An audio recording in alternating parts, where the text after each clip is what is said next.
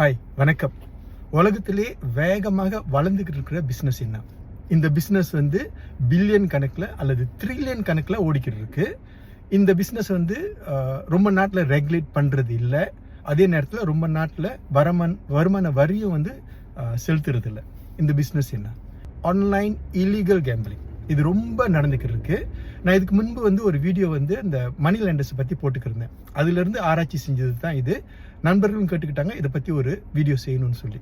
நீங்கள் பார்த்தீங்கன்னா ரொம்ப பேர் நம்ம மக்கள், முக்கியமாக ஆண்கள் வந்து இதில் வந்து மாட்டிக்கிட்டு இருக்காங்க.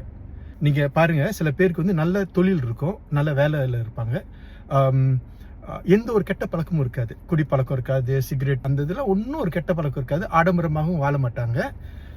இருந்தாலும் அவங்க ஊர் பூரா கடன், எல்லாத்துலேயும் கடன் வாங்கியிருப்பாங்க. இது எப்படி நடந்துட்டுன்னு பார்த்தீங்கன்னா, ரொம்ப பேர் இது வந்து இல்லீகல் கேம்பிளிங் வந்து மாட்டிக்கிருக்காங்க. ஆன்லைன் இல்லீகல் கேம்பிளிங்கில் வந்து மாட்டிக்கிருக்காங்க. இது சொல்லவும் முடியாமல், வெளியே பேசவும் முடியாமல் முடிச்சுக்கிருக்காங்க. இது எப்படி அதை வந்து உங்களை வந்து ஹுக் பண்ணுறாங்கன்னா பார்த்தீங்கன்னா, நீங்கள் என்னாச்சும் ஒரு வெப்சைட்டுக்கு போனீங்கன்னா அதுலேருந்து வந்து ஒரு லிங்க் வரும். அதை நீங்கள் தட்டிட்டீங்கன்னா ஆரம்பத்தில் என்ன செய்வாங்கன்னா, உங்களுக்கு வந்து ஒரு 200-300 வெள்ளி கிரெடிட் கொடுத்துருவாங்க. உங்களோட கார்டு டீட்டெயில்ஸ்லாம் வாங்கிட்டு அப்புறம் சொல்லுவாங்க, ஓகே ஸ்டார்டிங் வந்து உங்களுக்கு 200-300 வெள்ளி கொடுத்தாலும் நீங்கள் விளையாடுவீங்க. விளையாண்டதையும் நீங்கள் ஆரம்பத்தில் வந்து நீங்கள் அந்த 200-300 வெள்ளியை சேர்த்து நீங்கள் இன்னும் கூட ஜெயிச்சிருக்கலாம். 500 வெள்ளி 1000 வெள்ளி நீங்கள் ஜெயிச்சிருக்கலாம். நீங்கள் ஜெயிச்சது என்ன ஆகுங்கன்னா, நீங்கள் ஹுக் ஆயிடுவீங்க. ஹுக் ஆனதையும் நீங்கள் மீண்டும் நீங்கள் விளையாடுவீங்க. போக போக போக நீங்கள் தோத்துருவீங்க.